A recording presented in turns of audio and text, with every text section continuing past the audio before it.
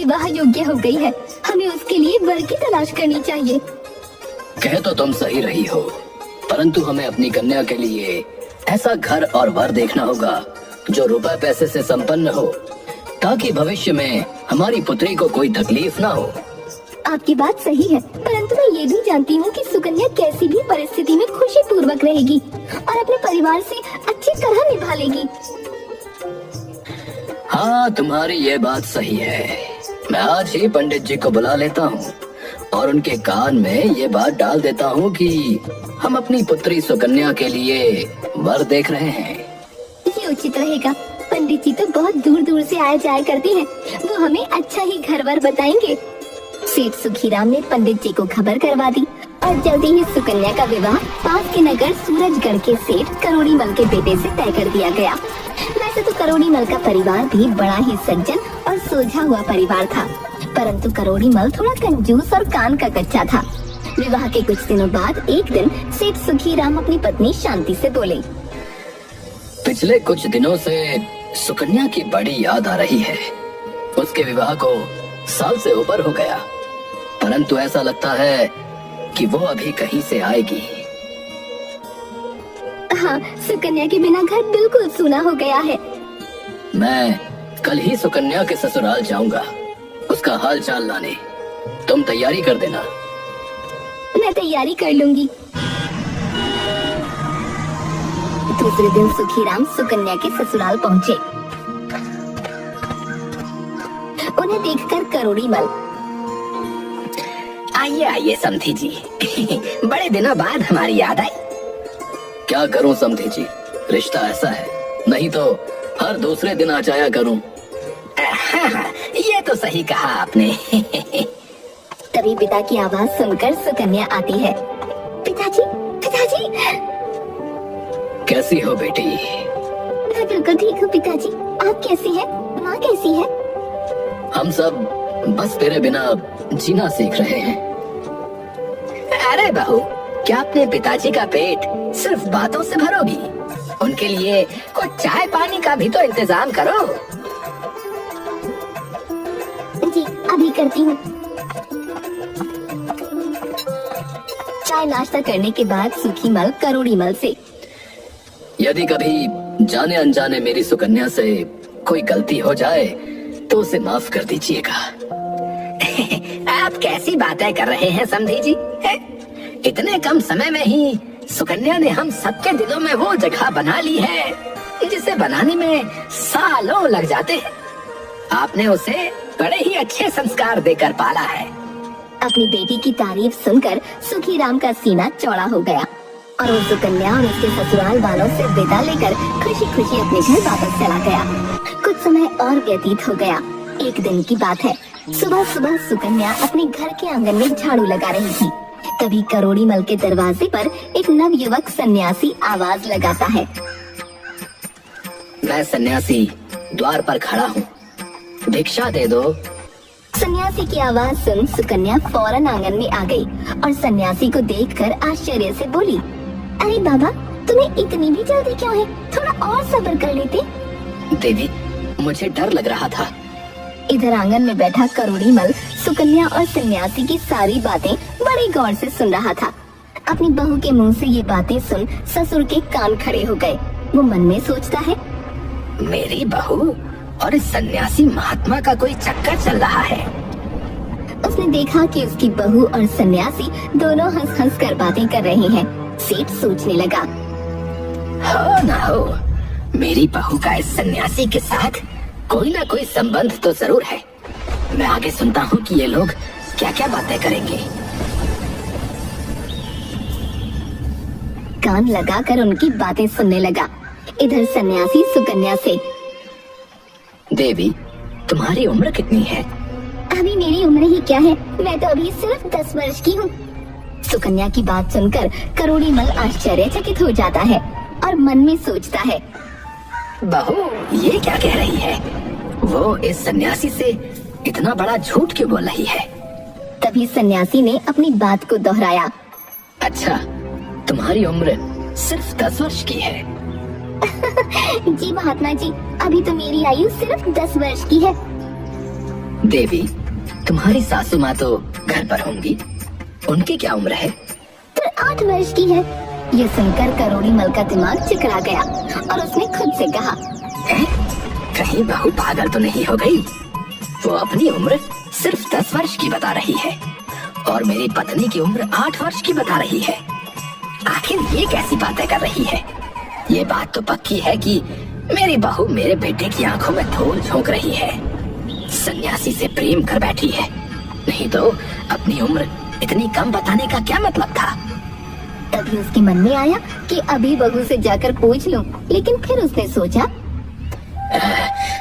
अभी इतनी जल्दी बीच में बोलना ठीक नहीं रहेगा। पूरी बातें सुनता हूँ। जब ये सन्यासी यहाँ से चला जाएगा तब मैं बहू से उसकी मंशा पूछ लूंगा और मैं अपने बेटे से भी कहूँगा कि वो बहू को छोड़ दे। फिर सुनने लगा। इधर सन्यासी महात्मा ने सुकन्या से कहा, देवी, आखिर तुम्हारे पति की उम्र कितनी है? महात्मा जी, मैं क्या बताऊं, मेरे पति की उम्र अभी सिर्फ 4.5 साल की है। सुकन्या की बात सुनकर अब तो करोड़ी मल की व्याकुलता और अधिक बढ़ गई और उसने खुद से कहा, बहू तो बिल्कुल ही पागल हो गई है। ये क्या अनाप शनाप बक रही है?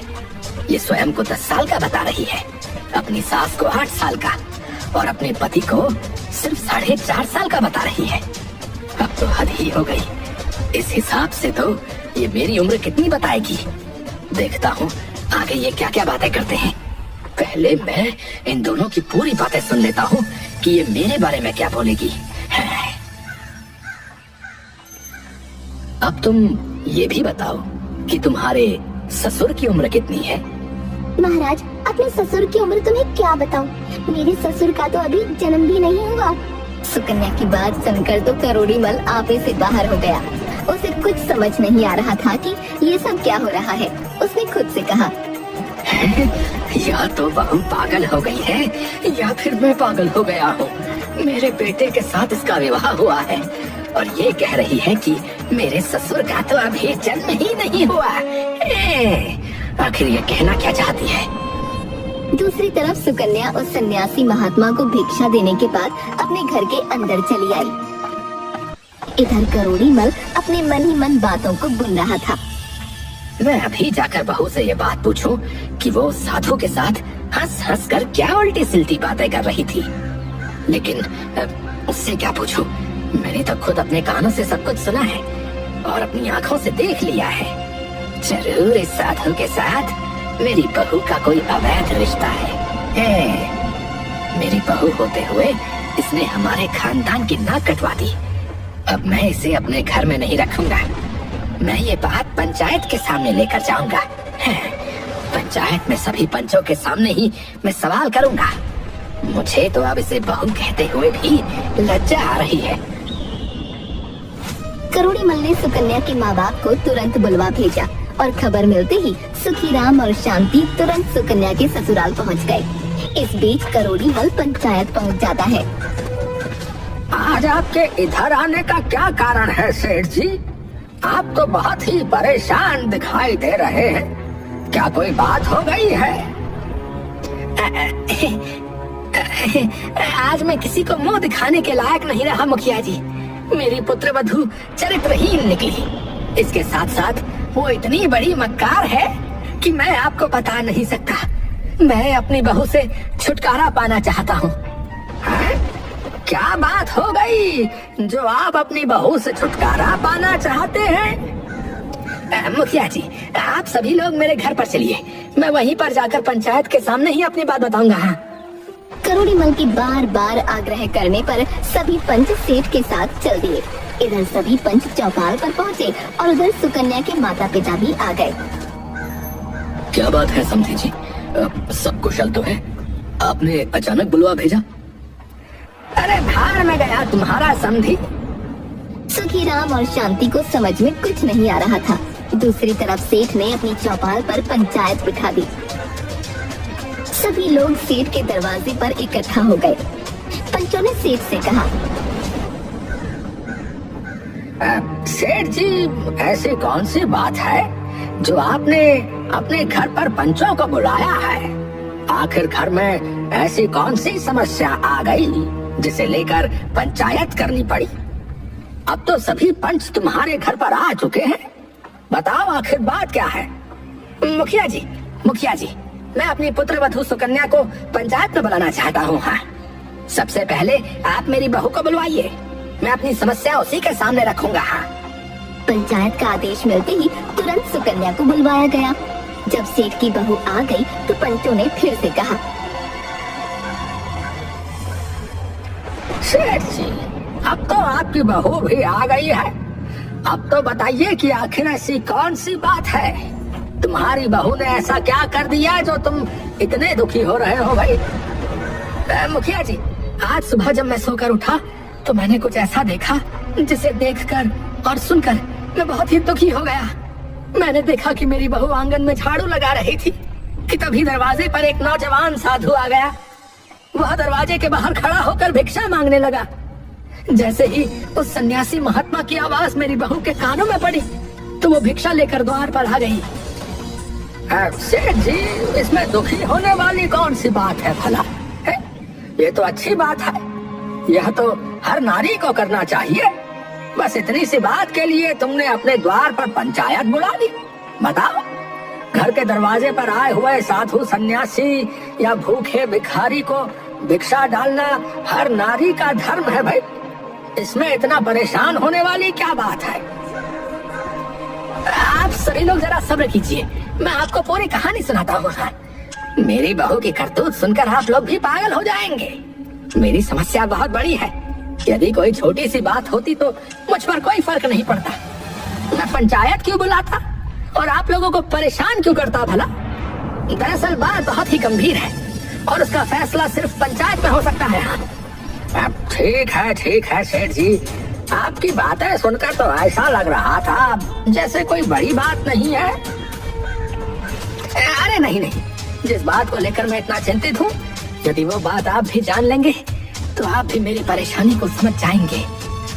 सेठ जी, आप इतनी देर से हमें गोल गोल घुमा रहे हैं, साफ साफ क्यों नहीं बताते कि आखिर बात क्या है? देखो, बात यह है कि दरवाजे पर सन्यासी आए तो मेरी बहू को चाहिए था कि वो चुपचाप ले जाकर उसे भिक्षा दे देती। उससे बातचीत करने की क्या जरूरत थी? और अगर बातचीत कर भी रही थी तो उसने ऐसी बातचीत की कि यदि आप लोग भी सुन लेंगे तो आपको भी लगेगा कि मेरी बात ठीक है, और तब आपको समझ में आएगा कि आखिर मैंने पंचायत क्यों बुलाई है। अब आप लोग ये बात मेरी बहू के मुंह से ही सुनिए कि मेरी बहू और नौजवान सन्यासी के बीच आखिर क्या बातचीत हुई थी। पिताजी, बताने के लिए तो मैं अभी बता सकती हूँ कि मेरे और उस सन्यासी के बीच में क्या बातचीत हुई थी। लेकिन पिताजी, घर में पंचायत तो आपने बुलाई है, इसलिए पहला अधिकार आपका बनता है। आप बताएं, उसके बाद मैं आपके एक एक सवाल का उत्तर दूंगी। सुकन्या की बात सुनने के बाद पंचों को भी लगा कि वो ठीक कह रही है। तभी मुखिया ने सेठ से कहा, देखिए, अब आप इधर उधर बात मत घुमाइए। हाँ, अपनी समस्या हमें बता दीजिए। आपको अपनी बहू से क्या परेशानी है? उसने ऐसा क्या कर दिया जो आपको इतनी बेचैनी हो रही है? क्या उसने कोई ऐसा कदम उठा लिया जो समाज और मर्यादा के विरुद्ध है? यदि उसने ऐसा किया है तो उसे पंचायत की ओर से दंडित किया जाएगा। आप बिल्कुल निश्चिंत रहिए, पंचायत को पूरी बात बताइए। अरे भाई, बात कुछ ऐसी है जिसे बताने में मुझे बहुत ही लज्जा आ रही है। आप लोगों को तो मालूम है कि मैं इस गांव का बहुत ही इज्जतदार व्यापारी हूँ, लेकिन मुझे लगता है कि मेरी बहू ने मेरी सारी इज्जत मिट्टी में मिला दी। मेरा सारा मान सम्मान उसने महात्मा से बातें करके धूल में मिला दिया। वो कुछ ऐसी बातें करती है जिन्हें ना तो मैं कह सकता हूँ और ना ही आपको सुनने में अच्छी लगेगी। इसीलिए आप बहू से पूछ लीजिए। बहू, अब तुम ही बता दो, आखिर सन्यासी और तुम्हारे बीच ऐसी क्या बातें हुई थी? ठीक है पिताजी, यदि आपको बताने में शर्म आती है तो मैं ही बता देती हूँ कि मेरी और महात्मा के बीच में क्या बातचीत हुई थी। लेकिन पिताजी, शुरुआत तो आपको ही करनी पड़ेगी। पहले बात आप कहेंगे, फिर मैं उसका उत्तर दूंगी। यदि मैं गलत हुई तो पंचायत मुझे जो भी सजा सुनाएगी मैं मंजूर करूंगी। सब लोग ध्यान से सुनो। मेरे दरवाजे पर एक सन्यासी भिक्षा मांगने के लिए आया। और फिर करोड़ी मल अपनी बहू की तरफ देखते हुए कहने लगे, जब वो सन्यासी आया तो तुमने उससे क्या कहा था? है? सन्यासी अभी इतनी जल्दी किस बात की है? बताओ, तुमने ये कहा था या नहीं है? सारी पंचायत जानना चाहती है कि तुमने क्या कहा था। तुमने उस महात्मा को ऐसा क्यों कहा? हाँ पिताजी, मैंने ये बात उस महात्मा से कही थी। फिर तुम्हारे पूछने पर उसने क्या उत्तर दिया था? कि मुझे बहुत ही डर लग रहा था। क्या मतलब था भला? किसका दिमाग नहीं घूमेगा है? ससुर जी, अगर मेरी बात गलत निकली है तो मैं सबके सामने कहती हूँ कि मैं खुद ही आपका घर छोड़कर चली जाऊंगी। पहले आप मेरी बात पूरी सुन लें। मैंने उस नौजवान सन्यासी से इसलिए बात कही थी कि उसने छोटी सी उम्र में ही सन्यास धारण कर लिया। जो उम्र खेलने कूदने हंसने खेलने की होती है, उस उम्र में वो वैराग्य धारण करके सन्यासी बन गया। वही बात मैंने उससे पूछी थी कि तुम्हारी तो अभी बहुत ही उम्र पड़ी है। लोग जब बूढ़े हो जाते हैं तब भगवान का भजन करते हैं, लेकिन तुम तो अभी से भगवा धारण करके घूम रहे हो। इसीलिए मैंने उससे कहा था कि अभी इतनी भी क्या जल्दी है जो तुम महात्मा बन गए। मेरी बात का जवाब उसने ये कहकर दिया था कि मुझे डर लग रहा है। सन्यासी की इस बात का मतलब ये था कि मौत का कोई भरोसा नहीं है कि वो कब आ जाए। लोग बुढ़ापे में भजन करने लगते हैं, लेकिन यहाँ तो एक पल का भी पता नहीं कि मौत कब दबा ले। मरने से पहले मनुष्य को अपने कल्याण के लिए जितना हो सके भगवान का भजन और सत्कर्म कर लेना चाहिए, वही उसके साथ जाएंगे। इसलिए भगवान का भजन और सत्कर्म बचपन से ही शुरू कर देने चाहिए। बुढ़ापा आखिर किसने देखा है? क्या पता जिंदगी का अंत कब हो जाए, न जाने कब सांसें थम जाए। अब आप ही बताइए ससुर जी कि क्या उस सन्यासी ने कुछ गलत कहा था? बहू की बातें सुनकर अब तो सारी पंचायत के लोग बहू की बुद्धि की प्रशंसा करने लगे। अब करोड़ी मल को भी समझ आ गया था कि उसकी बहू की बातों का बहुत ही साफ सुथरा मतलब था और वो बेकार में ही अपनी बहू पर संदेह कर रहा था। फिर सुकन्या ने कहा, पिताजी अभी मेरी बातें पूरी नहीं हुई, मैं आगे की बातों का मतलब भी आपको बताती हूँ। उसके बाद सन्यासी महात्मा ने मुझसे पूछा था कि मेरी उम्र क्या है। तब मैंने सन्यासी महात्मा को कहा था कि अभी मेरी उम्र सिर्फ 10 साल की है। मैंने यही कहा था ना पिताजी? हाँ, तुमने यही कहा था। तुमने अपनी आयु उस सन्यासी को 10 वर्ष की क्यों बताई है? जबकि तुम्हारी आयु तो 30 वर्ष की हो चुकी है। सन्यासी से तुमने झूठ क्यों बोला? ये झूठ बोलने के पीछे आखिर क्या कारण था? पिताजी थोड़ा सब्र कीजिए, मैं ये भी आपको बताऊंगी कि मैंने ऐसा क्यों कहा था कि मेरी आयु अभी सिर्फ 10 वर्ष की है। पिताजी वैसे तो मेरी आयु 30 वर्ष की हो चुकी है, लेकिन इस आयु को मैं सिर्फ 10 वर्ष का ही मानती हूँ, क्योंकि आज से 10 साल पहले ही मैंने एक संत को अपना गुरु मानकर ईश्वर की भक्ति शुरू की थी। 10 वर्ष पहले ही मुझे भगवान की भक्ति का ज्ञान हुआ था। उनकी कथा कीर्तन में मेरा मन लगने लगा था। जब से मैं भगवान से जुड़ी हूँ, उन्हें पहचान गई हूँ। जितना समय मेरा भगवान की भक्ति में बीता है, उतनी ही उम्र मेरी सार्थक है। बाकी जीवन तो मेरा व्यर्थ चला गया। संसार में मनुष्य चाहे जितना भी जी ले, लेकिन उतनी ही आयु उसकी सफल मानी जाएगी जितना समय उसने भगवान का भजन और सत्कर्म करने में बिताया है। बाकी की उम्र तो उसने पशुओं की तरह बिता दी। वो तो सिर्फ खाया पिया और सोया है। ये काम तो पशु भी करते हैं। मैं पिछले 10 वर्षों से ईश्वर की भक्ति से जुड़ी हूँ, इसीलिए मैंने उस सन्यासी को अपनी आयु सिर्फ 10 वर्ष बताई थी। अब आप ही बताइए, मैंने उससे क्या गलत कहा? बहू का जवाब सुनकर करोड़ी मल निरुत्तर हो गया। पंचायत के लोग सुकन्या का जवाब सुनकर वाह वाह करने लगे। अरे वाह भाई, धन्य हो भाई पुत्री, वाकई में तुम बहुत ही समझदार हो। बहू, तुमने तो अपनी आयु 10 वर्ष बताई, ये बात तो मेरी समझ में आ गई, लेकिन तुमने अपनी सास की उम्र 8 वर्ष क्यों बताई और अपने पति की उम्र सिर्फ 4.5 वर्ष क्यों बताई, जबकि तुम्हारी सास की उम्र अब 60 के ऊपर है? इसका मतलब भी मुझे जरूर समझाओ। ससुर जी, जब मैं अपने मायके से ससुराल आई थी तब ना तो आपके घर में कोई पूजा पाठ होती थी, न ही कोई कथा सत्संग। लेकिन मेरे कहने पर सासू माँ ने सत्संग में जाना शुरू किया, भगवान के भजन सुनने लगी और ईश्वर की भक्ति करने में लग गई। और उन्हें भजन करते देख सत्संग सुनते हुए 8 साल का समय हो गया है।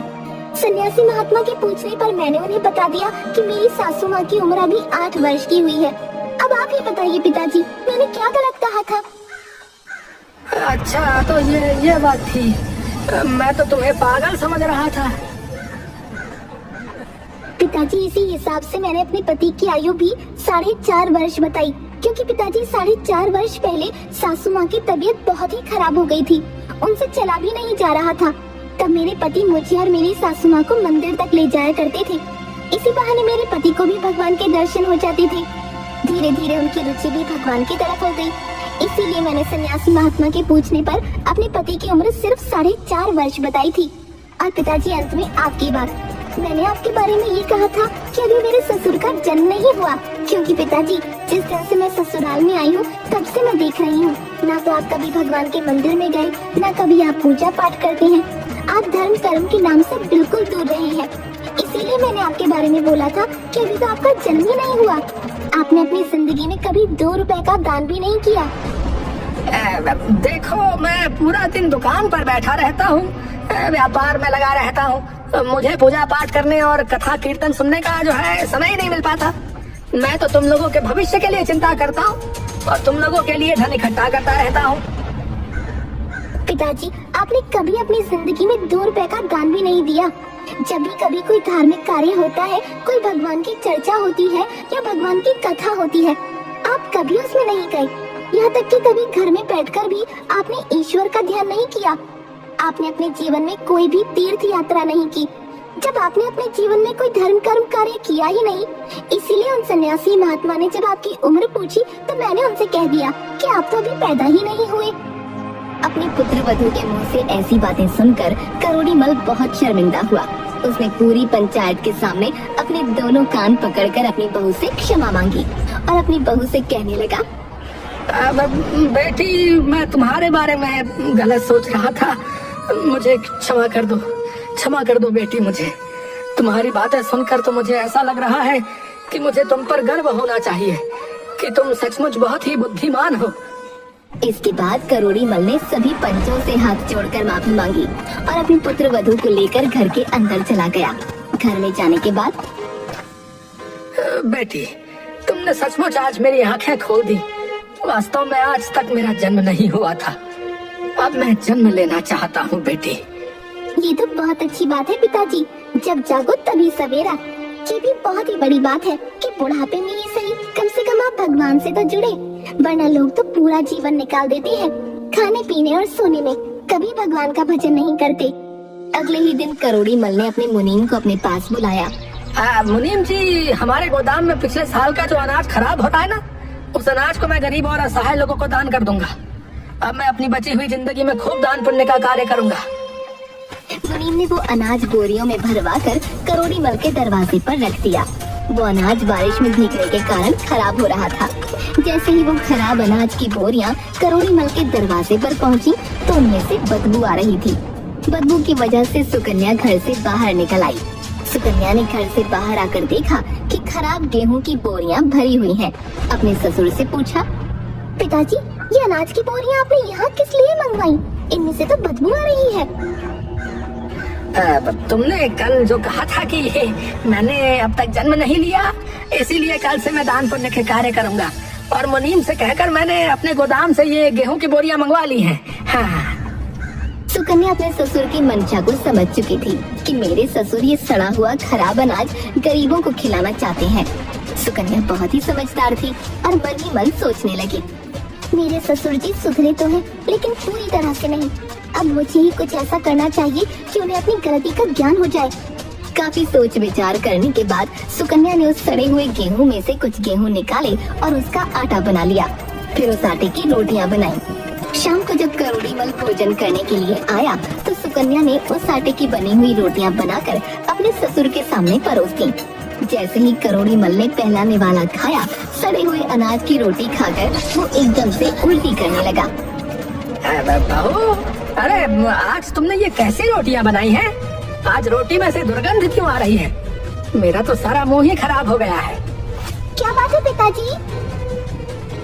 बहू, ये आज तुमने रोटियां कैसी बनाई है भाई? इस रोटी को खाते ही मुझे उल्टी आने लगी। आज तुमने कैसा भोजन बनाया है? ससुर की बात सुनकर सुकन्या रसोई से बाहर आई।